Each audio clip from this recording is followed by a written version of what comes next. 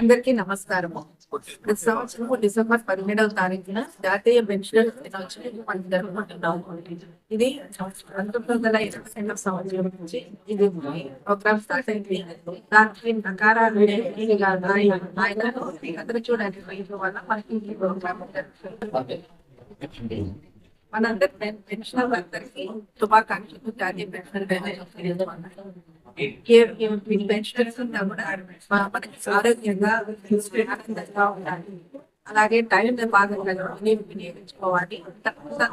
ఎట్లా ఉంటారు డాక్టర్స్ ఇప్పుడు అందరూ వాళ్ళ ఆరోగ్యాన్ని కాపాడుకోవాలి.